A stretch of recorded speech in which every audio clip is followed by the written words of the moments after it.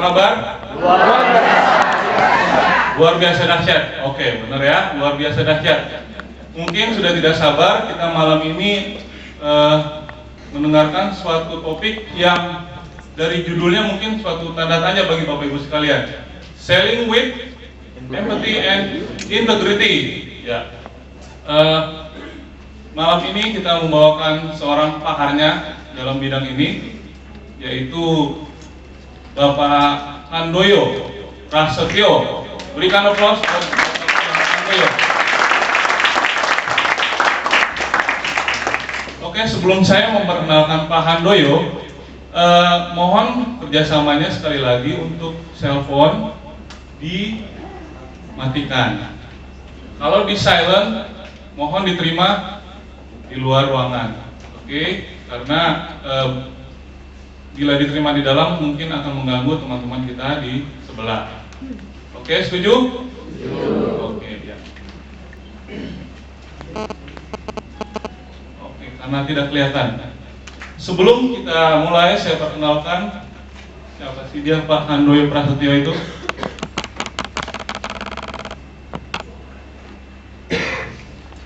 Beliau adalah S1 dari Fakultas Ekonomi Gadjah Mada. Ya, cum laude tahun 1994. Luar biasa.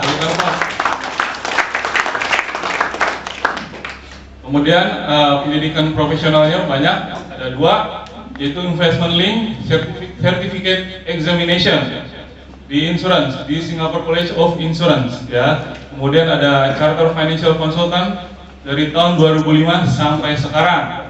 Kemudian Bapak ini juga telah menulis buku, yaitu Manajemen Portofolio dan Analisis Investasi. Berikan aplaus. Kemudian buku yang kedua adalah Dasar-dasar Manajemen Keuangan Internasional.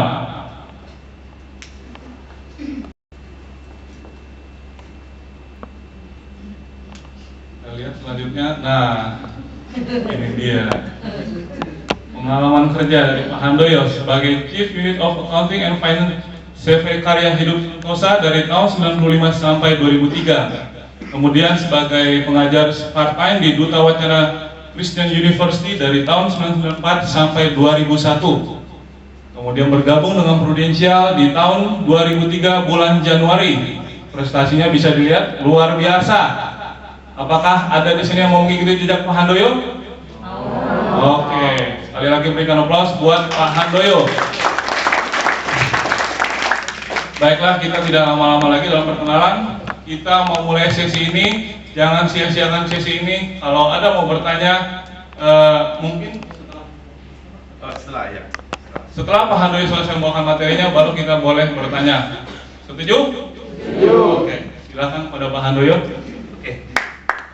Berikan aplaus. Terima kasih. Sekali lagi, selamat pagi. Gimana kabarnya? Luar biasa. Dahsyat ya. Oke. Apa saya sendiri aja? Nggak apa-apa ya. Ini anak saya 1, istri 1. Loh ya. Oke. Teman-teman, sebelumnya terima kasih banyak. Wah, ini Bu Helen, saya baru mau ngomong. Terima kasih banyak khususnya buat Bu Helen ya, sudah mengundang saya waktu ketemu di Batu ya. Malam ini saya akan sharing satu tema, satu topik ya, selling with empathy and integrity. Apa yang akan saya sharingkan ini mungkin teman-teman saya nggak sadar atau misalnya sadar sudah melakukan ya. Jadi ini mungkin untuk reinforce aja.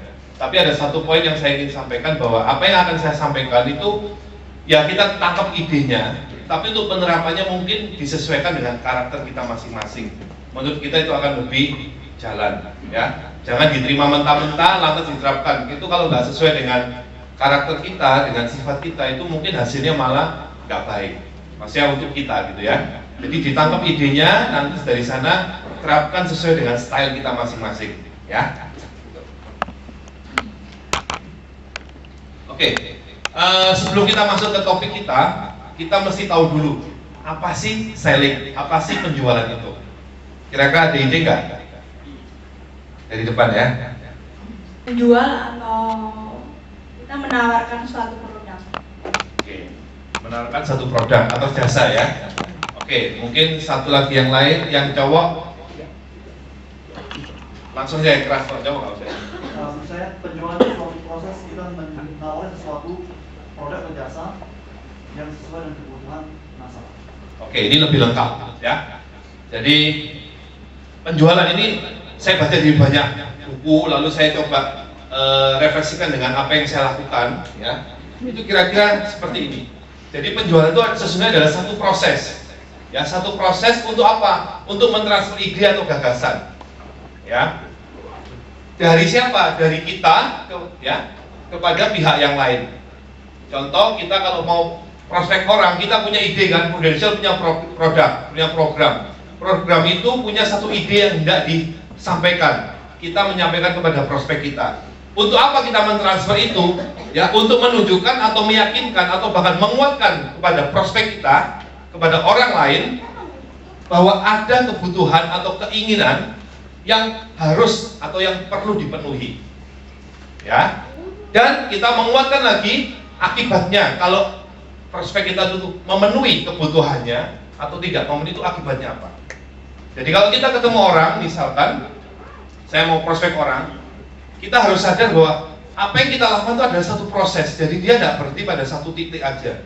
Misalkan kita close case, itu prosesnya masih berlanjut loh, nggak berhenti aja satu kali kita close case lantas bye-bye, transfer dengan kartu kredit selesai, saya tinggal cek setiap tanggal commission ya, oh masuk udah selesai, nggak kayak gitu. Tapi dia ada satu proses yang berlangsung terus menerus ya. Nah, khususnya pada saat kita prospecting, maka proses penjualan ini ya kita harus lebih banyak ini tahu bagaimana karakter dari orang yang kita prospek, sehingga pada saat kita mentransfer ide kepada orang itu gampang masuknya ya. Jadi sebagai contoh, saya kebetulan banyak klien saya yang misalnya dari tingkat pendidikan itu S1 ke atas ya, banyak S2-nya, beberapa S3.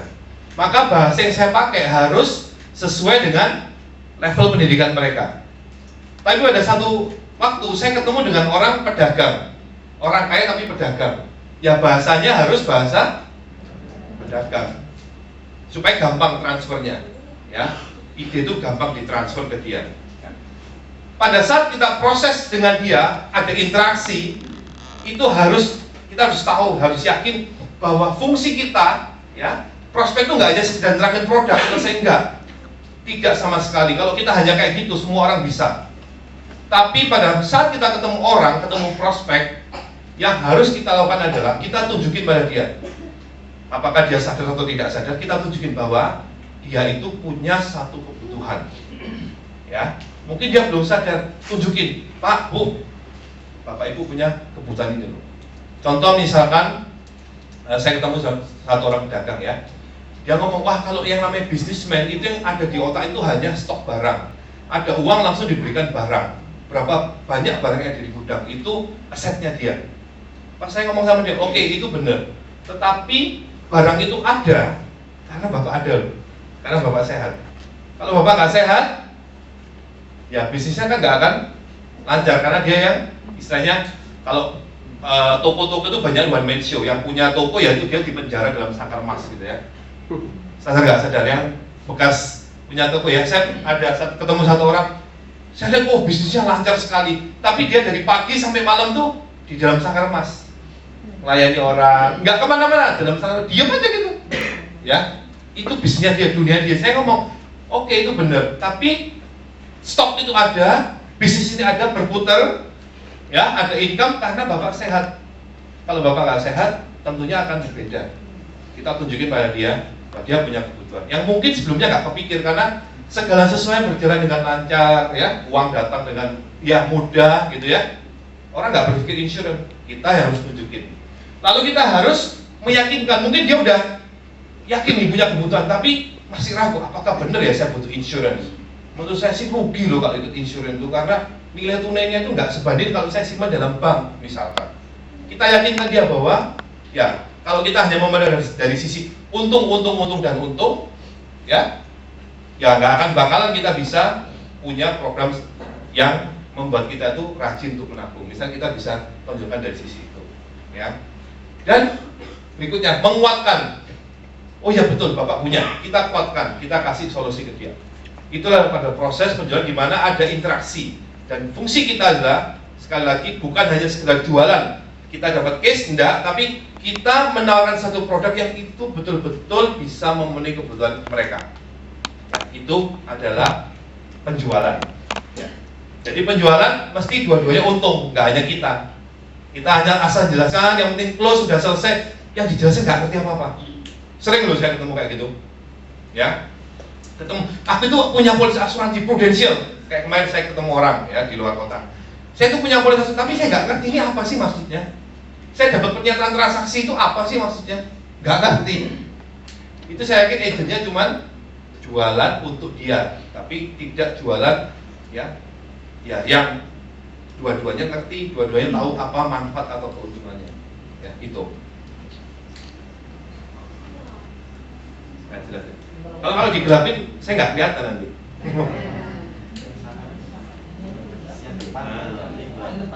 Depan ya. Ya. Kelihatan ya? Jadi saya pakai yang fluorescent bisa. Oke. Jadi kalau kita sudah tahu apa definisi penjualan, maka kita akan sadar, akan ngerti bahwa bagaimana proses penjualan itu berlangsung akan dipengaruhi oleh karakter dan interaksi dari kedua belah pihak. Ya, ini harus kita tahu bahwa kalau kita udah ngerti penjualan itu adalah dua pihak untuk kepentingan dua orang atau lebih, ya, maka bagaimana proses itu berlangsung akan ditentukan oleh karakter dari kita dan karakter dari nasabah, prospek kita. Makanya tadi saya ngomong, apa yang Anda dengar atau apa yang Anda pelajari itu penerapannya harus sesuai dengan karakter kita. Jangan untuk orang lain serta merta gitu loh. Sesuaikan sama karakter kita. Maka itu akan keluar ya, kalau kita ngomong itu ya betul-betul dari hati kita. Ya. Tapi kalau kita nyuntuk orang, gayanya orang nggak sesuai sama kita, nggak akan bisa. Ya, ibaratnya kita ngomong itu ya cuma ngambang, tidak membumi gitu loh. Orang nggak akan tersentuh hatinya. Ya. Nah, sebelum masuk ke sharing with empathy, berarti kalau kita sudah tahu penjualan itu apa, ya, penjualan itu akan, proses penjualan itu akan dipengaruhi oleh karakter kita dan interaksi antar pihak. Maka selling skill atau keterampilan untuk menjual itu sesungguhnya adalah kemampuan untuk mentransfer ide, ya, sehingga ide itu dipahami, setelah dipahami diterima, ya, dan setelah diterima orang itu mau menjalankan ide tadi. Sesungguhnya simple. Jadi kalau kita mau closing, mau jualan itu gampang kalau kita ngerti apa sih yang saya lakukan ini sesungguhnya, ya. Jadi kalau kita ketemu orang, kita lihat orang ini dia punya kebutuhan, tapi mungkin dia belum sadar. Mungkin ada objection, dia pernah trauma dengan insurance. Mungkin dia punya handicap dengan keuangan dia. Ya, kita ketemu dia, kita jelaskan. Oke, mungkin tidak sekarang, tapi at least dia udah ngerti message yang kita sampaikan. Kita kontak dengan dia terus. Pada satu saat dia pasti akan closing. Sebelum saya kesini, saya kemarin ke Surabaya. Ya, saya close case lumayan, ya, 15 juta per bulan ya. Jadi saya kesini agak happy nih ya. Jadi nggak sia-sia gitu ya. Tapi untuk bisa close case ini itu berapa lama ya? Hampir setahun. Saya ketemu kontak tuh Juni, kontak terus closing dulu, tapi yang kecil-kecil. September closing, lama ketemu, tapi saya tetap keep kontak, saya datang ke dia, saya jelaskan ini penting loh Pak, penting. Pokoknya saya ngomong penting, jadi dia, oh iya ya, kasarnya gitu. Sehingga kemarin, oke, closing, ketemunya di Starbucks, gesa-gesa, saya mau berproposal nggak bisa, saya pulang naik bus, nyampe Jogja setengah 4 pagi, jam 11 saya terbang lagi ke sini, ya. Tapi itulah ya profesi kita, bagaimana kita bisa mentransfer ide tadi kepada orang, ya, sehingga orang itu oh ya betul, dia udah ngerti, tapi dia belum mau jalan. Kita harus ya gimana cara nembusnya, tidak memaksa loh ya, tapi kita memberikan satu statement atau kita ngomong sama dia yang itu menyentuh hati dia sehingga bener, dia udah ngerti, orang ini yang closing man, dia udah ngerti kalau dia itu butuh insurance, tapi dia nggak mau jalan, ya, nggak mau beli gitu loh. Ya kalau beli sejuta 2 juta sih saya yakin bisa, tapi saya nggak mau kalau cuma sejuta 2 juta, karena dia saya yakin mampunya bisa lebih dari itu, ya. Jadi tunggu akhirnya oke, dia ambil, saya mau. Ya. Jadi kemauan kita untuk menjual sangat dipengaruhi oleh kemampuan kita untuk mengerti orang lain. Ini penting sekali. Banyak orang, banyak agent dia hanya melihat diri sendiri, ya. Sehingga yang dikatakan apa? Ya untuk dirinya sendiri. Tapi dia jarang memperhatikan orang lain itu seperti apa, orang yang di prospek itu seperti apa kondisinya. Dia mau ngerti, dari dia ngerti, dia bisa ngomong sesuatu itu yang mungkin nggak terlalu banyak ngomong loh. Tapi dia bisa cerita sesuatu yang itu menyentuh hati dari prospek itu. Sehingga orang, ya dengan sendiri akan beli. Ya. Jadi closing itu sesungguhnya nggak sulit-sulit amat kalau kita ngerti bagaimana menjalankannya. Ya. Jadi ini, dari selling skill, sengaja kemampuan kita untuk mentransfer ide supaya ide itu diterima orang, ya, dipahami atau dijalankan. Itu, ya, selling skill. Ya. Oke. Sekarang kalau kita udah tahu tadi apa definisi atau pengertian dari penjualan. Lantas penjualan itu adalah dipengaruhi oleh karakter kita, karakter orang yang kita prospek, ya, dan interaksi, ya. Lalu dari sana keterampilan penjualan, selling skill kita itu bisa diasah dengan cara apa? Kita lebih mengerti orang lain. Kita ngerti dia, kita ngomong sesuatu yang bisa lebih menyentuh hati dia. Nah, sekarang ini kayaknya ya, kalau udah paham itu, kita akan bisa jualan dengan empati. Empati itu apa kira-kira? Ya, siapa yang ngomong?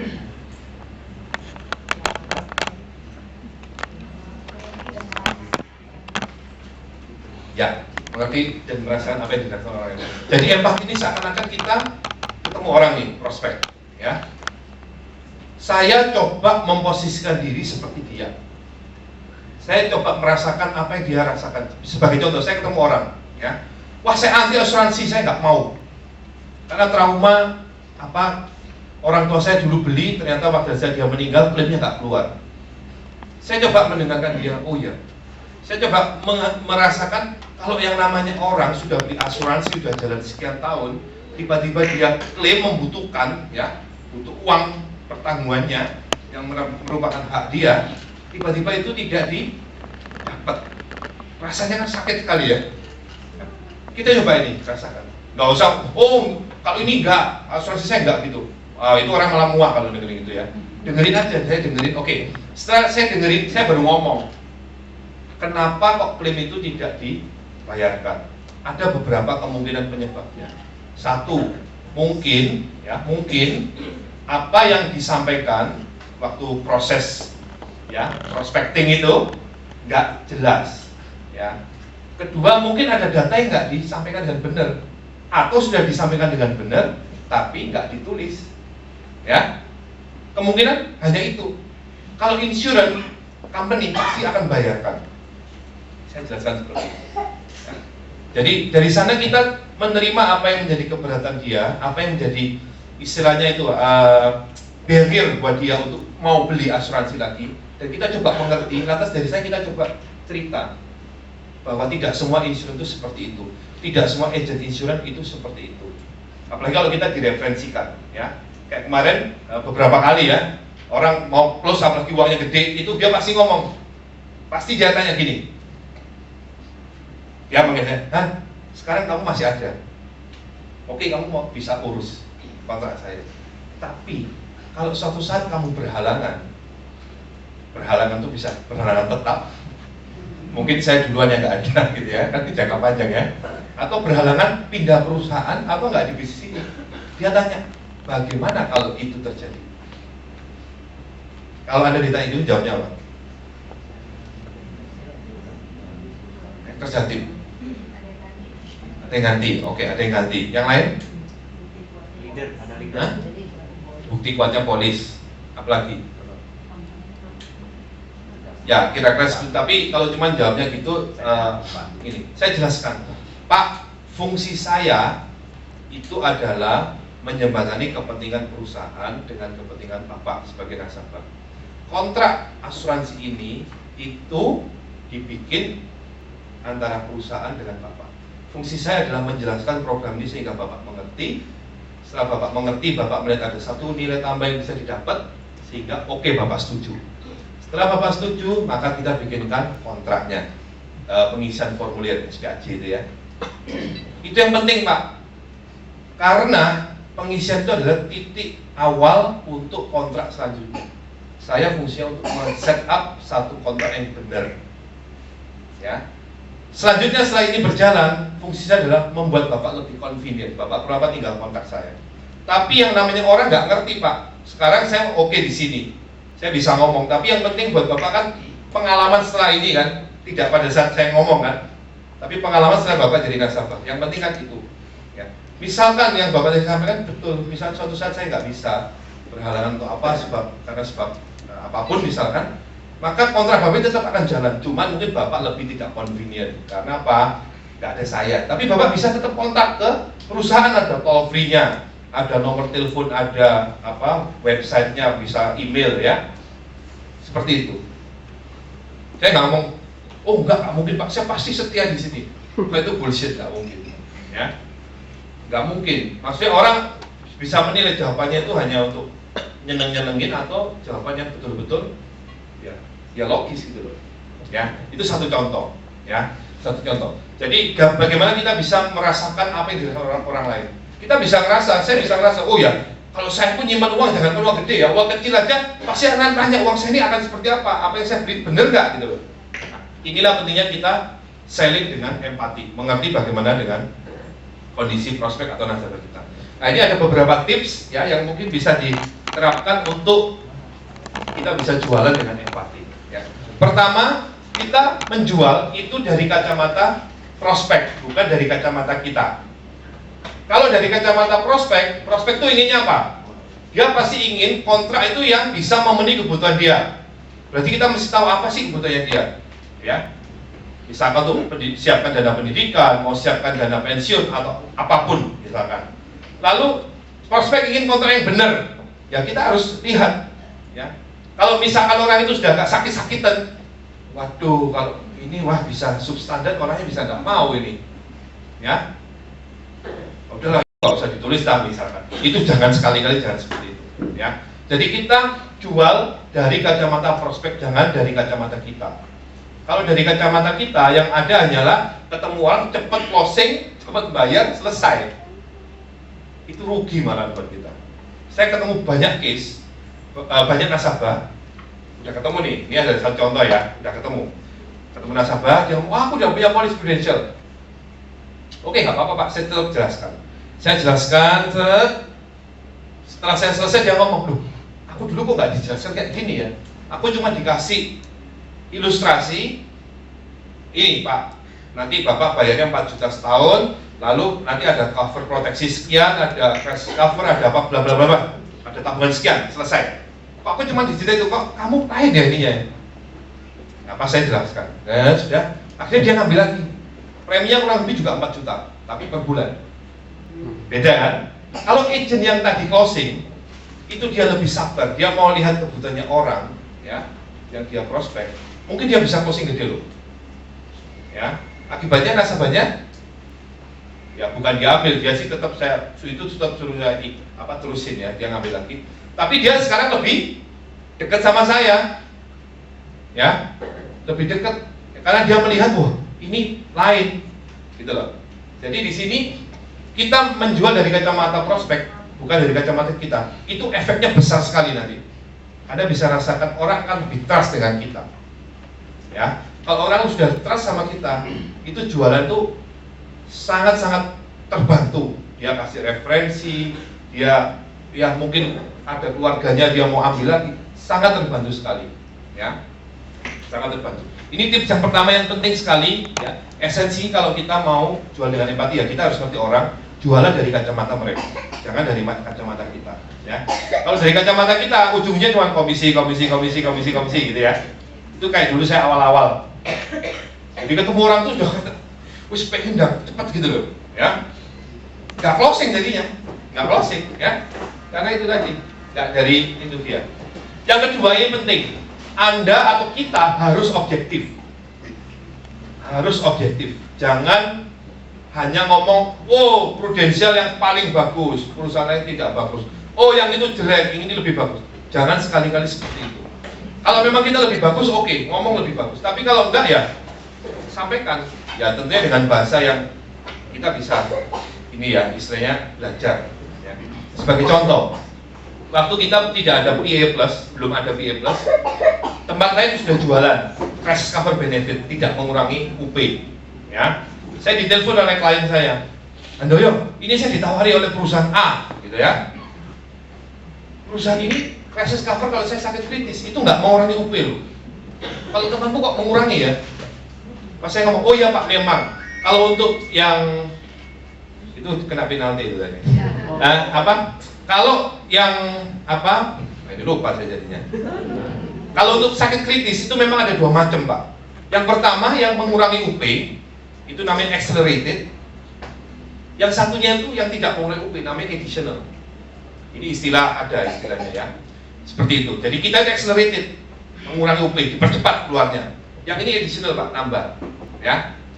Mana yang lebih baik? Itu nggak ada yang lebih baik, nggak ada yang lebih jelek Pak, tergantung kebutuhan Bapak. Tapi yang pasti Pak, yang additional ini yang tidak mengurangi UP itu pasti lebih mahal. Jadi Bapak kita nggak bisa bandingkan apple to apple, itu bukan apple to apple. Ya. Mungkin apple Indonesia dengan apple Bangkok itu jadi beda jadinya ya. Jadi nggak bisa dibandingkan langsung. Oh gitu. Pas saya ngomong, kalau menurut saya yang Bapak ambil itu sudah oke Pak. Karena UP Bapak itu gede, nggak usah urusan nggak kurang UP itu, UP-nya udah gede Pak. Jadi nggak perlu ditambah lagi, udah gede. Oh iya, oke. Selesai. Jadi dia mengerti, ya. Jadi kita nggak usah kalau ada orang tanya atau ngomong yang sana lebih oke, bagaimana? Jangan kebakaran jenggot dulu, tapi dengerin, kasih jawaban yang objektif.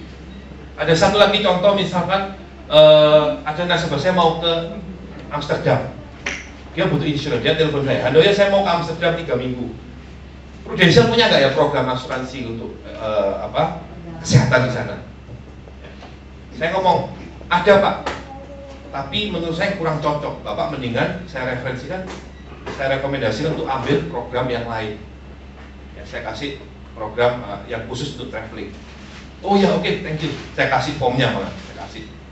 Jadi dari sini memang kita nggak dapat bisnis itu ya. Nah, kalau mau dipaksain bisa, oh Bapak ambil hospital care, oh bagus itu. Ya, tapi itu nggak akan sesuai sama budaya dia. Ya. Kalau dipaksain sih dia pasti ngambil itu, apalagi hospital care kan murah ya. Dia pasti. Tapi ngapain kita istilahnya dapat bisnis yang nggak sesuai dengan, maksudnya saya jualan tapi nggak puas gitu loh. Ngapain nggak bisa mau ikutan dia? Saya rekomendasikan itu. Dari apa yang saya lakukan, ada satu hal yang ingin saya orang itu ngerti, bahwa apa? Oh, berarti Handoyo ini nggak hanya sekedar jualan, tapi dia memperhatikan kebutuhan saya, sehingga dia kasih rekomendasi yang baik buat saya. Next time setelah dia pulang, saya datang lagi ke dia, saya tawarkan produk PA, preminya lebih tinggi, ya. Karena sudah ada image yang bagus, maka dia akan lebih welcome. Dan kemungkinan untuk reselling itu tinggi sekali. Ya. Ini teman-teman yang sudah lebih dari 1 tahun, coba angkat tangan. Oh cuma sedikit ya. Oh yang lebih dari 2 tahun. Masih baru ya? Nah, untuk teman-teman yang udah lama, itu jangan khawatir. Anda reselling. Saya 2003 join, ya. 2004 saya udah mulai, ya kalau 2003 itu fresh semua, karena saya masih awal full calling, cari nasabah. 2004 saya mulai dapat referensi. 2005 referensi lebih banyak. 2006 ini referensi semua. Ya. Jadi kalau kita menjalankan bisnis ini dengan benar, lihat dari kepentingan prospek kita, nasabah kita objektif dan bla bla bla, nanti kita lihat selanjutnya. Itu orang akan lebih gampang untuk kasih referensi, orang akan lebih suka untuk ambil pasti dari kita, sehingga prosesnya itu akan cepat sekali. Ya. Penjualan itu akan, ya bukan datang dengan sendiri, tapi akan jauh lebih mudah dibandingkan pada saat kita dulu mulai. Ya. Itu efek jangka panjangnya seperti itu. Jadi objektivitas ini sangat penting dalam profesi kita. Ya, jangan hanya mengejar kepentingan jangka pendek, tapi mengorbankan yang long term. Itu kebalik. Ya. Berikutnya, jangan pernah memaksa nasabah kita atau prospek kita untuk beli. Jangan pernah maksa. Ya. Saya ada klien, udah jadi klien, saya tawari lagi, dia sih oke, ya, tapi dia ngomong, waduh, tapi ini aku lagi bangun tuh butuh banyak uang, bangun rumah, bangun kantor dia itu perlu banyak uang, ya. Saya lihat sih dia nolak saya itu sungkan, tapi dia ngomong kayak gitu loh, ya, karena preminya juga lumayan besar ya. sekitar 25 jutaan sebulan. Itu dia ngomong gitu, Pak, saya mau, oke, kalau saya gitu nggak usah dulu, kan dia udah punya insurance ya, nggak usah dulu. Ibu, bapak selesai dulu aja bisnisnya ini. Nah, nanti tahun depan kita akan review lagi. Ya, seperti itu. Jadi saya nggak nge-push dia untuk, oh ini lebih penting, nanti kalau ada risiko gimana? Enggak, karena menurut saya apa yang dia punya itu sudah oke, tinggal ini istilahnya untuk penambahan, ya. Ada perbedaan tujuan yang tidak dipenuhi. Ini bisa dipending nanti. Tapi oke, bisnis dia bisa jalan. Setelah selesai next year, tahun depan saya bisa datang lagi ke dia dalam kondisi yang lebih fresh untuk finansialnya. Ya, proses itu pasti akan datang nanti saatnya. Ya, kira-kira seperti itu. Jadi jangan pernah maksa prospek untuk beli. Tapi Anda maksa dalam tanda petik ya, tapi bukan maksa yang itu bukan ya. Tapi Anda memaksa dia dengan apa? Cerita atau dengan persuasif ya, yang membuat dia itu berpikir. Tapi yang memutusin itu dia nanti, bukan kita. Seperti contoh tadi yang awal saya cerita, saya ngomong, Pak, ini Bapak penting loh Pak, Bapak itu belum punya insurance, penting sekali. Keluarga itu bergantung pada Bapak. Oh iya ya, aku tahu yang penting ini, aku memang saatnya ambil. Tapi aku masih banyak kewajiban. Oke, nanti bulan depan saya akan datang lagi. Seluruh seperti itu, sampai akhirnya tadi baru bulan ini, ya. Seperti itu. Jadi dia memutuskan sendiri. Kapan saja, meskipun tadi kita nggak bisa, oh ya udah nanti dilepas, oh jangan, tetap harus monitor sama orang itu, tetap harus keep contact sama orang itu. Karena sekali kita lengah, ya mungkin istilahnya orang lain masuk dari perusahaan lain atau mungkin dari teman kita sendiri ya, bukan salah mereka, ya. Jadi tetap keep contact dengan dia, tetap istilahnya memberikan satu dorongan dia untuk ngambil, tapi dorongan itu bukan memaksa ya, dorongan kita mungkin lewat cerita atau lewat pengalaman orang lain kita bisa sampaikan ke dia. Itu akan jauh lebih manjur ya untuk mendorong orang untuk closing daripada kita kasih argumen-argumen yang ya istilahnya dan tanda petik itu untuk maksa dia untuk ambil sekarang. Ya. Gitu. Nah, yang keempat, jualah kompetensi dan diri Anda, jangan jelekkan orang lain. Jangan jelekkan kompetitor, ya. Orang nggak suka dengar itu. Ya. Jadi kalau Anda mau orang itu ambil dari Anda, ya Anda tunjukkan kompetensi Anda. Kenapa Bapak harus ambil dari saya? Oh Pak, karena saya misalkan full time di sini. Anytime Bapak panggil saya karena saya full time, saya bisa datang. Kalau yang part time nggak bisa. Ya pasti dibutuhkan. Masih banyak yang part time ya. Misalkan gitu. Lalu ngomong apa lagi? Karena apa? Saya memang Pak, ya bidang saya di bidang ini, finansial. Tunjukin, kalau Anda punya prestasi atau Anda punya background apa, tunjukin. Kalau saya tunjukin, ya. Tidak mungkin nggak usah nunjukin ijazah, tapi lewat cerita, ya. Saya pernah datang ke satu klien, waktu saya datang ke dia, wah sebelah mata lihatnya. Udah berapa lama di asuransi? Oh baru Pak. Baru waktu itu masih awal-awal, baru 2 tahun, apa yang dikerti ya baru 2 tahun. Dia ngomong, saya dulu bekas agentnya apa gitu. Pas dia ngomong, saya investasi di Kanada, di Singapura, segala macam ini. Saya dengerin aja. Setelah dia selesai ngomong, baru saya ngomong.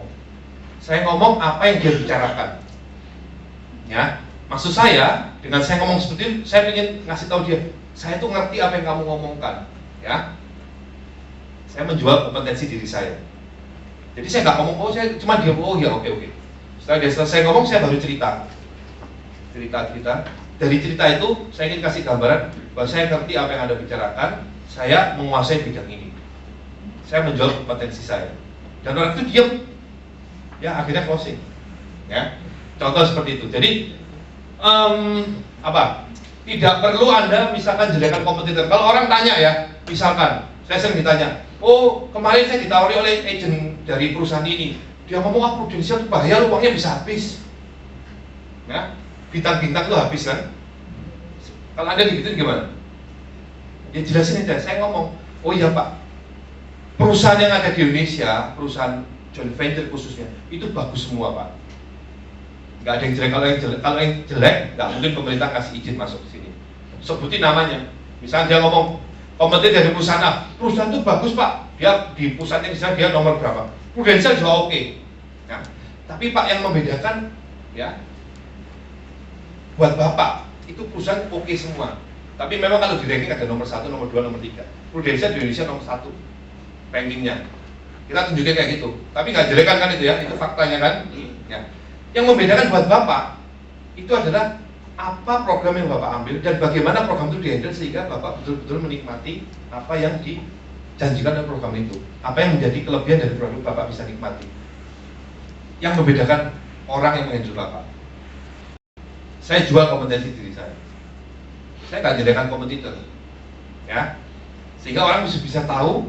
Ya tentunya nggak hanya ngomong itu lantas nggak ada action apa-apa. Anda tunjukin, Anda tunjukkan lewat cara kita nerangkan, lewat cara kita handle dia, lewat cara kita jawab pertanyaan dia.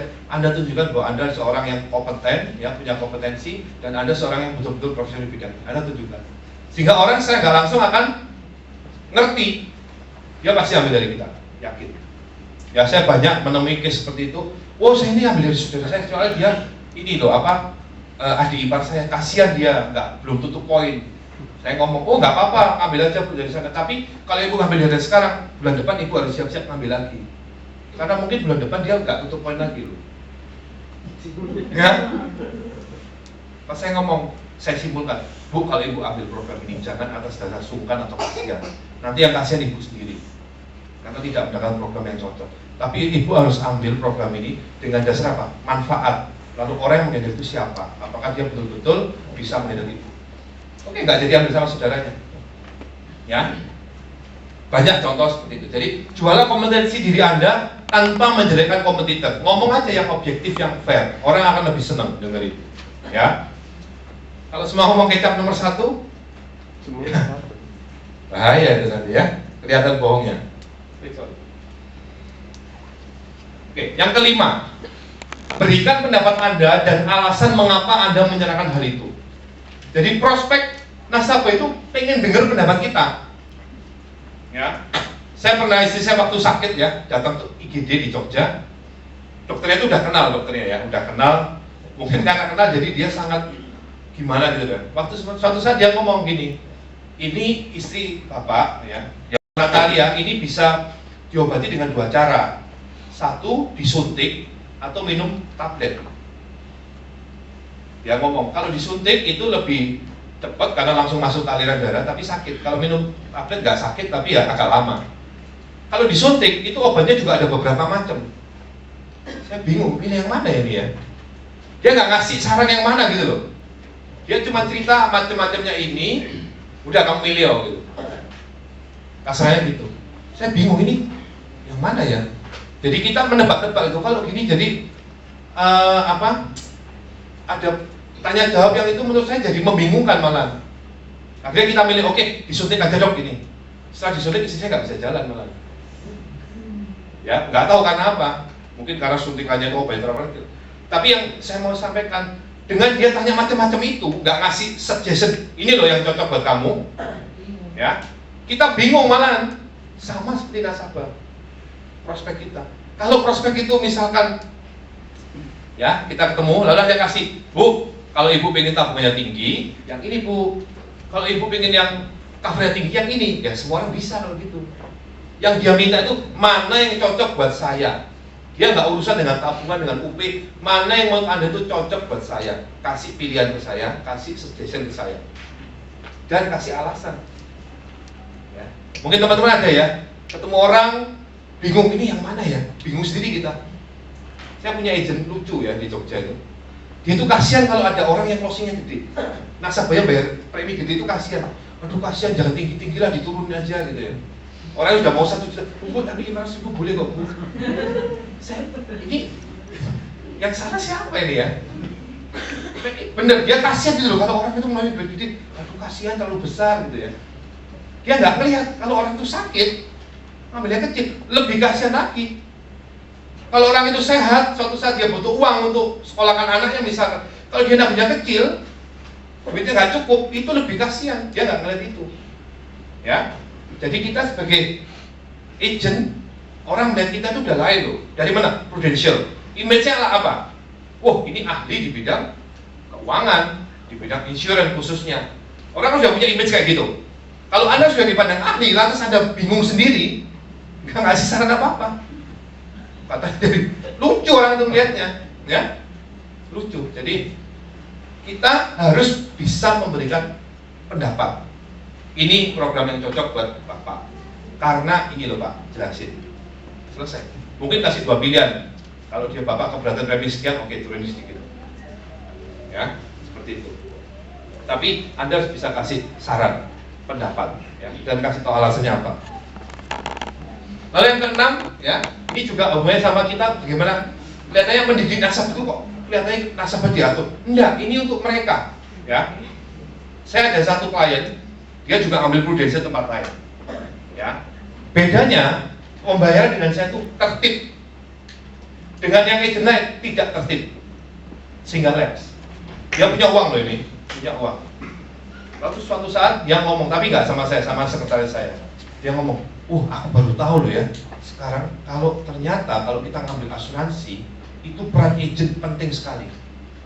Ngomong dia, karena dia melihat perbedaan. Dia ngambil sama-sama dari Prudential, ya. Yang satu tertib, yang satu tidak tertib. Kenapa tidak tertib? Karena agennya saya yakin tidak mendidik nasabahnya. Kalau nasabah saya cek, setiap orang itu punya bioritmik, ya. Ini contoh untuk pembayaran ya, punya bioritmik pembayaran. Ada orang misalkan contoh nasabah saya, polisnya jatuh tempo tanggal 27. Dia aku pengen dibayar itu setiap tanggal 15 bulan berikutnya. Oke, nggak apa-apa, asal ibu teratur. Setiap tanggal 15 ya tanggal 15. Jangan kadang maju, kadang mundur, nanti ibu bingung sendiri. Saya ngomong gitu. Oke, tanggal 15. Setiap tanggal 15 saya minta sekretaris saya untuk ambil uang itu, ingetin ambil. Dan itu tertib, ya, tertib. Kita bisa bayangkan kalau kita nggak tertib, nggak didik nasabah kita, misalkan, kasihan mungkin dia masih repot, ya udah nanti aja lah terserah bapak gitu ya. Kasihan loh nanti nasabahnya ini. Suatu saat dia lapse, ya, mungkin dia punya sakit apa, nggak bisa ngambil lagi, waduh kasihan sekali. Anda pasti kena batunya juga kan, ya. Jadi didiklah nasabah kita. Kalau kita ngomong, nggak bisa pak, harus dibayar ini. Kalau enggak nanti bahaya loh pak buat bapak. Jelaskan, bukan buat kita loh. Memang nanti akhir-akhirnya kalau kita dapat income dari, tapi bukan itu motivasinya. Tapi kalau bapak nggak bayar ini pak, bapak rugi besar karena nanti polisinya bisa lapse dan bapak bisa bingung sendiri nanti. Kalau bapak bayarnya molor-molor, udah mau grace periodnya habis, nanti udah jatuh tempo lagi, uangnya mungkin kepake loh pak. Jangan pak, ini penting kan. Didik nasabah kita, ya. Nasabah perlu didik, karena kalau enggak dia nggak tahu apa sih yang harus saya lakukan, kewajiban saya itu apa. Dia nggak ngerti. Yang ngerti itu kita harus kasih tahu dia supaya dia bisa dapatkan apa yang ya dari produk ini yang optimum, yang dia bisa dapat semuanya. Ya. Hak-haknya bisa dapat. Kita harus, meskipun itu kelihatannya nggak enak buat dia, tapi ya harus diomongkan, ya harus disampaikan ke dia supaya dia ngerti, ya. Yang ketujuh, ini sering teman-teman ya, hanya melihat tujuan jangka pendek. Kalau kita mau jual dengan empati, kalau kita mau lihat bisnis kita dalam jangka panjang, berguna buat kita juga berguna buat klien kita harus mementingkan hubungan jangka panjang. Jangan mementingkan tujuan jangka pendek. Contohnya apa ini? Ya, kira-kira 2 minggu yang lalu saya ke Magelang, ya. Magelang itu dekat Jogja, sana kira-kira 1 jam. Ketemu sama ini beberapa ya bos lah, ya, bos di sana. Saya udah jelaskan programnya, saya nemenin agent, ini bukan saya, nemenin agent. Dia udah oke. Pada bagian terakhir dia oke. Sekarang tinggal potongannya berapa? Potongannya berapa? Saya sempat kaget, tapi karena saya udah sering dapat pertanyaan kayak gini, saya ngomong, oh pak, potongannya servis pak. Saya jelaskan, kalau di saya tidak ada potong-potong. Yang ada komitmen kami untuk melayani bapak dalam jangka panjang. Ya, pas dia cerita, dia sebenarnya udah punya polis Prudential lagi. Saya yakin dengan agent yang lama itu dia dikasih diskon. Ya, yakin udah pasti dikasih. Ya. Dia waktu itu ngomong, kan dia ngeliat saya jelaskan macam-macam, dia ngomong tentang investasi, saya jelaskan segala macam ya. Intinya dia udah oke. Board of Director itu mau dimasukkan udah oke. Ya. Pas terakhir tadi ngomong potongan, saya ngomong nggak ada potongan Pak.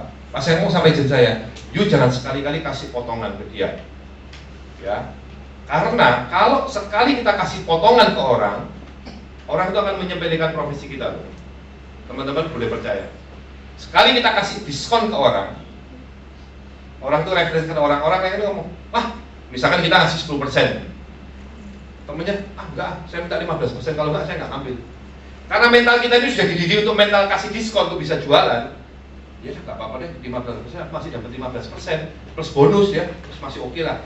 Ketemu yang lain lagi, diperes lagi kan? Ya. Jadi kita kerja bakti, tapi bukan itu poinnya. Poin yang lebih menyedihkan adalah orang itu melihat Anda sebelah mata, nggak akan menghargai Anda. Klien nggak akan menghargai Anda. Dengan Anda kasih diskon, bukannya orang itu terima kasih langsung menghargai, enggak loh. Dia malah merendahkan Anda. Dia pikir, oh si A ini bisa jualnya karena ya dia kasih diskon ke saya lantas ya, atau dalam tanda petik orang mau beli dari kita itu bukan karena penting, tapi mungkin karena kasihan ya.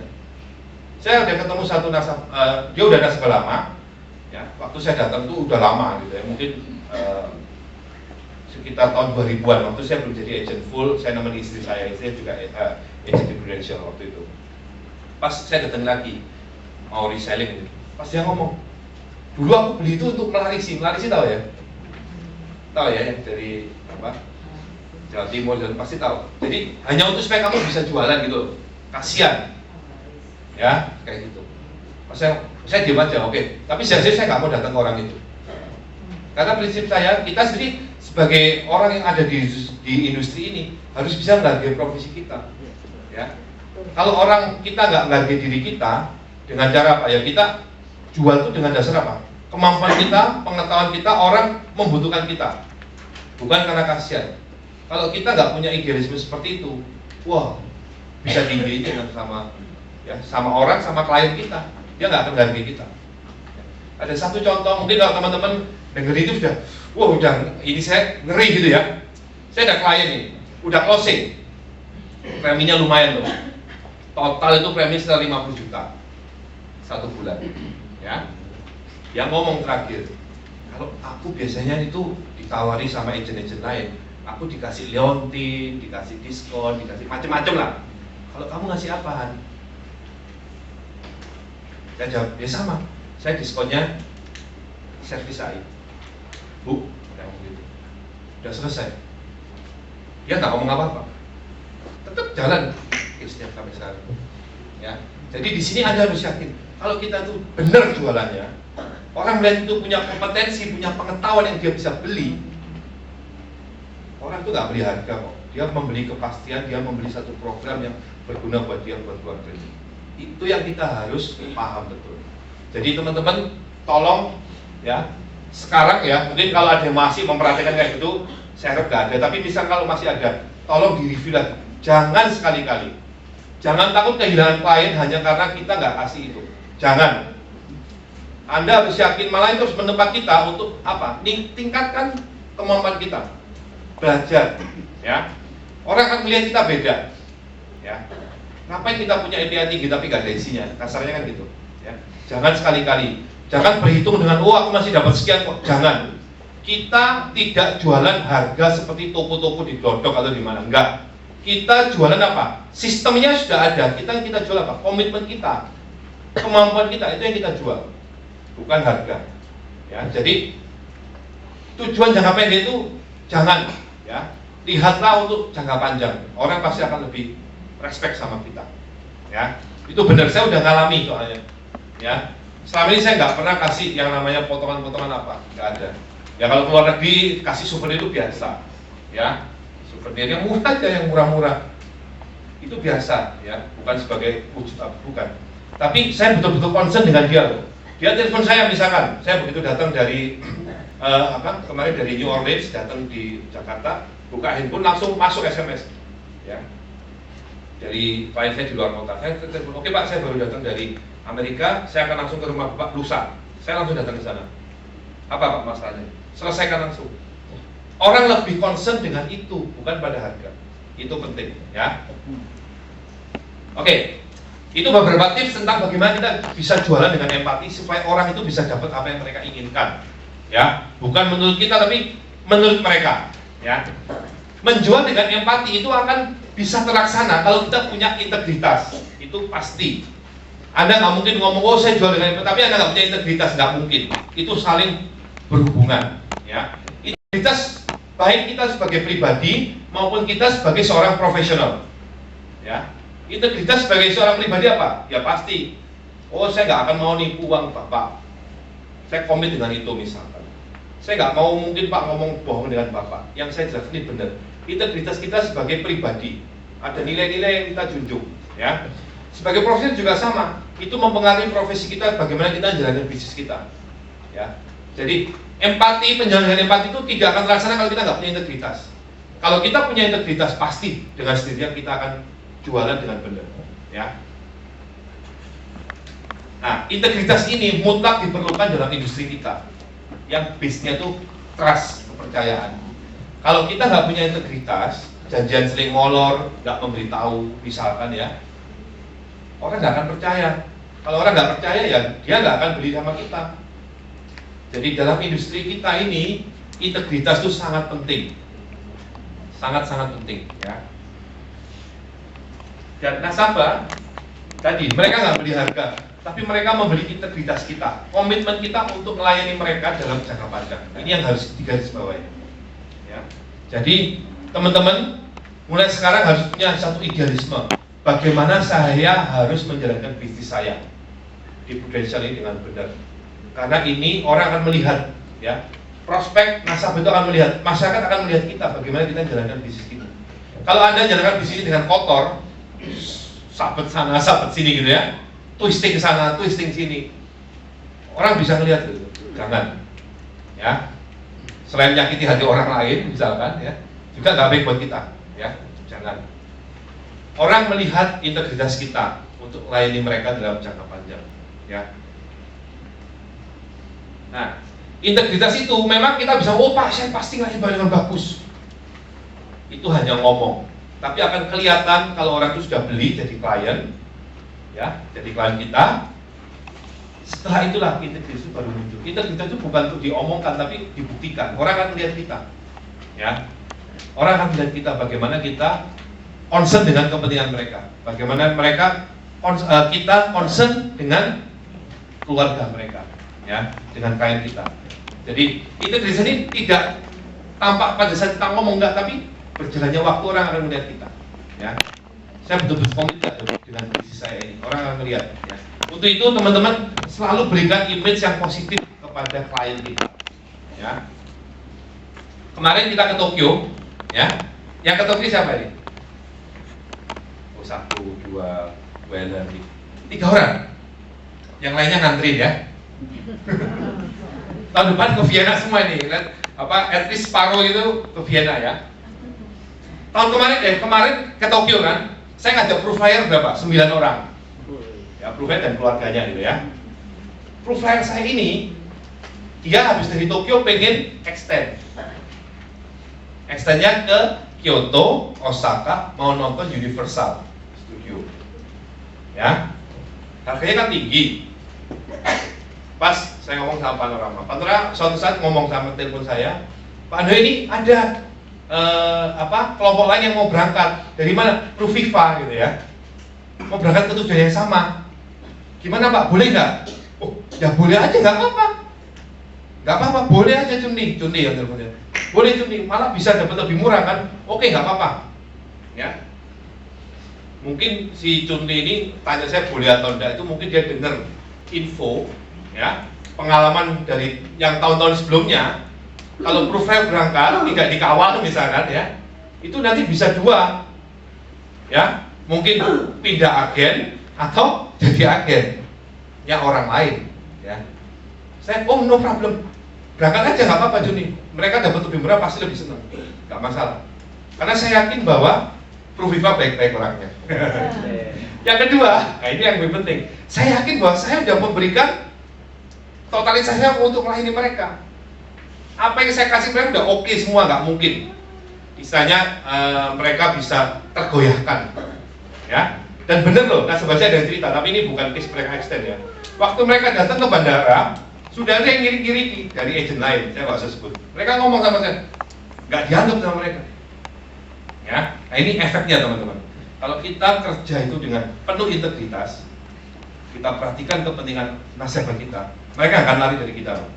Padahal itu klien gede, yang ikut profile itu besar-besar semua. Kalau kecil nggak mungkin mereka bisa ngumpulin poin gede. Ya, jadi teman-teman sekali lagi integritas ini bukan dengan diomongkan, tapi waktu yang berjalan itu yang akan membuktikan bagaimana kita melayani mereka. Ya. Nah ini ada beberapa tips. Yang pertama, selalu kita harus menepati janji. Tepati janji. Kalau nggak bisa, yang ngomong, telepon, SMS, ya, supaya orang nggak nunggu misalkan. Atau misalkan kalau kita janji, Pak, kalau Bapak ini, misalkan waktu kita prospek, kita tepati, ya, ditepati. Orang akan respect dengan kita. Ya. Jangan klien temen aja, kalau kita nggak suka nepati janji pasti kan nggak suka. Apalagi kalau klien, orang yang merasa sudah, ya, kasih income ke kita, mereka ngerti loh. Jangan memandang klien tuh orang yang nggak ngerti informasi. Mereka tuh tahu kalau kita tuh dapat komisi tuh tahu. Bukannya nggak tahu. Sebagian apalagi kalau orang itu yang cukup punya uang kan pasti didatangi oleh banyak kupu-kupu gitu ya. Ibaratnya dia tuh bunga gitu ya. Banyak yang datang. Pasti mereka diceritain, pasti. Ya. Klien saya juga ngomong, saya tuh ngerti Hando itu dapat fees berapa dari saya tuh tahu saya. Saya itu bekas agen dia ngomong gitu. Terus dia banyak dikasih cerita. Tapi saya nggak akan minta. Dan saya juga nggak akan ngasih, jangan khawatir, ya. Gitu ya. Jadi murni kalau saya closing 300 juta api, komisinya 90 juta itu murni, betul-betul 90 juta masuk rekening saya, ya. Nah, kembali, ya. Nasabah itu ngerti, ya. Maka kita perlu selalu tepati janji. Apa yang kita omongkan ke mereka, tepati. Kalau nggak bisa ya ngomong, ya. Saya kemarin ini, kan saya kalau untuk penagihan beberapa itu saya kasih minta tolong sekretaris saya, ya. Dia saya anggap wakil saya untuk nagih, ya. Kemarin saya ngomong, kan saya pulang ya dari Medan kemarin pulang, pas saya tanya, itu Bapak itu udah ditagih belum? Karena saya udah janji sama orang itu tanggal 22 harus diambil preminya. Ya, waktu saya pulang itu tanggal 23-an. Saya tanya, udah diambil belum Bapak itu? Oh, belum ya, baru nanti Pak rencananya mau saya SMS. Saya kasih tahu. Ya nggak boleh kayak gitu. Ya, tapi dengan bahasa yang lebih keras tentunya ya. Ke sekretaris soalnya ya, dikasih. Tapi ini gini, nggak boleh kayak gitu. Kalau Anda misalkan saya udah kasih tahu, you tanggal 22 harus kasih nagih nasabah. Kalau Anda nggak bisa, SMS dia nggak bisa, supaya orang itu nggak nunggu. Itu hal sepele ya. Tapi masih hal sepele cuma satu, tapi itu gede loh di matanya klien itu gede. Langsung saya telepon orangnya. Ya, selesai sih. Tapi maksud saya dari hal yang sekecil itu kita harus tepati. Kalau kita nggak bisa, kasih tahu sebelumnya, orang akan lebih senang. Plus janji-janji pada saat kita prospek itu, ya semuanya harus sesuai. Jangan ngomong janji manis ya. Contoh gini, saya prospek kemarin ketemu, ya diceritain oleh agent. Aduh ini katanya kalau di Prudential saya bayar 2 tahun selesai, setelah itu udah saya nggak usah bayar lagi, oke ya? Tetap berlangsung ya? Covernya ya? Saya ngomong, iya betul, tapi selama duitnya masih ada. Loh, maksudnya? Ya saya cerita, kalau ibu bapak bayar 2 tahun, ada saldonya, saldo ini kalau ibu nggak bayar kan nggak bertambah. Dia akan diputar, pertumbuhannya itu kalau lebih kecil daripada premi asuransinya, ya lama-lama duitnya habis. Kalau duitnya habis, ya nggak di cover lagi. Oh, dia baru tahu. Ya, ternyata apa yang disampaikan tuh memang manis. Orang kan seneng, karena image orang dengan insurans yang tradisional harus bayar kan lama. Oh, ini kok cuma 2 tahun ya? Udah dapat sakit kritis, dapat rumet, dapat macam-macam. Wah, bagus, udah saya ngambil deh. Bener 2 tahun, setelah itu kan komisinya cuma 5% ya. 2 tahun. Tapi saya jangan Bu, kalau ibu ambil ini, jangan ngikuti saran itu berbahaya buat ibu nanti, rugi pasti. Dan ibu nggak akan dapat manfaat yang optimum dari program ini. Ya, saya cerita. Nah, dia ngerti. Oh, ternyata kalau 2 tahun tuh tergantung saldonya, dia baru tahu. Ya, ini satu contoh ya. Jadi apa yang kita lakukan, tepati janji itu. Jangan ngomong terlalu manis dengan klien, ya. Nanti dipegang bahaya. jangan terlalu manis. Yang standar aja, yang normal aja, jangan terlalu manis-manis ya. Nah ini, janjikan apa yang bisa Anda berikan, tapi berusahalah memberikan melebihi apa yang Anda janjikan. Itu lebih bagus. Ya, saya kalau ketemu orang, saya selalu pakai asumsi 10%. Ya, atau kalau dia mau ambil equity, saya selalu ngomong diharapkan aja yang 12%. Jangan yang mulu-mulu Pak, ini aja yang diharapkan. Meskipun kita track record dalam beberapa tahun terakhir untuk manage fund bisa lebih dari itu ya, sekitar 15% lebih, kalau equity bisa 23% lebih. Tapi saya ngomong, lihat aja Pak yang sedang. Kalau Bapak dapat lebih tinggi, Bapak akan lebih happy. Tapi kalau Bapak lihat yang tinggi-tinggi, dapatnya enggak, sakit hati. Jadi jangan janjikan yang mulu-mulu, tapi berikan yang lebih dari yang Anda janjikan. Itu orang akan lebih senang. Mulai dari hal yang kecil. Contoh ya, tadi saya mau proof flyer. Tahun kemarin waktu ke Athena, saya ngajak 17 orang proof flyer. Ya, itu ngurusnya kan banyak. Ya, yang saya lakukan adalah untuk istilahnya untuk servis ke mereka sekaligus ya. Pasti ada kepentingan bisnis ya, tapi lebih menonjol itunya dulu. Saya datang ke mereka satu-satu. Nah di Jogja loh, mereka di luar kota. Saya ambil pasportnya segala macam, selesai. Setelah itu bayar fiskal, dikasih nomor rekening. Saya mikir, kalau orang semua seluruh provider katakanlah 400 orang itu membayar dengan jumlah yang sama, bagaimana panorama itu bisa ngecek ini dari siapa duitnya? Kan banyak sekali kan? Pas saya SMS ke mereka, Pak, Bu, jangan transfer ke rekening, karena mereka juga di SMS. Jangan transfer ke rekening itu. Bapak Ibu transfer aja ke rekening saya, nanti saya setorkan bareng ke panorama. Jadi jelas, mereka transfer langsung semua. 17 orang transfer, saya setorkan waktu saya ke Jakarta, saya kasih langsung.